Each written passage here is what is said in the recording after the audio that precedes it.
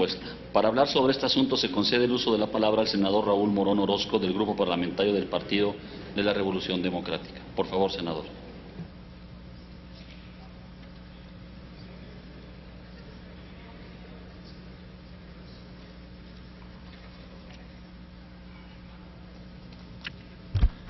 Gracias, senador presidente. Primero, compañeras, compañeros, quiero decirles que nosotros estamos a favor de la transparencia, de que todo tiene que conocerse, saber su origen. Cuando arribamos a la discusión de la reforma laboral, nosotros insistimos mucho en que la transparencia en los sindicatos fuera plena, fuera real, que se transparentara el manejo de los recursos que se tienen. Hay versiones de un financiamiento del propio gobierno federal a algunos sindicatos, y esto fue algo muy complejo. Aquí varios senadores y senadoras votaron en contra. Yo vengo del movimiento social, conozco su dinámica, y en el movimiento social, no nada más entre el asunto de los maestros, sino con otras organizaciones, hay un sentido de solidaridad plena, no nada más de gente perteneciente al sector magisterial en el caso, sino de compañeros y compañeras que, aún teniendo muchas carencias, entienden que las luchas sociales también son un elemento significativo para la transformación del país, y la solidaridad se manifiesta de muchas maneras. Yo he estado ahí en el Zócalo también, y la gente del Distrito Federal, la gente más humilde del Distrito Federal, ha llegado a solidarizarse con despensas de todo tipo, para efecto de que la lucha prevalezca, de que la lucha continúe. Hoy, aquí se está abordando en la tribuna un asunto, a mi juicio, muy importante.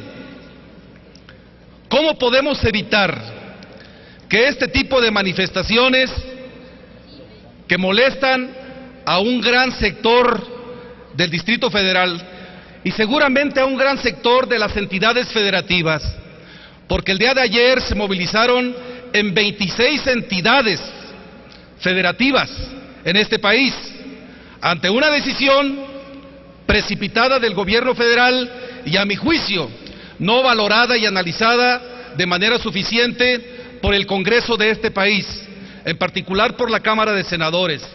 Aquí lo dijimos con todas sus letras: es importante que se escuche en una reforma educativa a los maestros de México. No se les escuchó, no se les ha escuchado.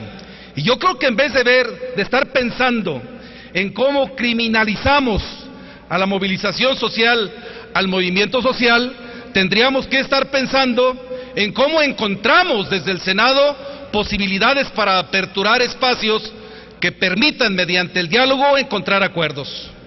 Yo he estado pensando en muchas cosas, escuché con mucha atención la presentación de las leyes reglamentarias, y ya hay varias aseveraciones que hace el propio presidente de la República. Primero dice: las leyes reglamentarias de esta reforma no violentan los derechos laborales de los trabajadores de la educación. Fírmenselos a los maestros de México. Fírmenselos. Han dicho también que la evaluación no es punitiva. Fírmenselos en un acuerdo a los maestros de México. Han dicho que esto no representa un golpe al normalismo. Fírmenselos a los maestros de México. Y han dicho que pronto, lo más pronto posible, ahí mismo instruyó al secretario Chaufet para poder iniciar el debate de la viabilidad o de la verdadera reforma, porque estas, insisto, no van a elevar la calidad de la educación. Estamos engañando con mucha propaganda al pueblo de México. La verdadera reforma es la discusión a fondo de los contenidos programáticos, académicos, de libros de texto, de métodos que se usan para poder elevar la calidad de la educación.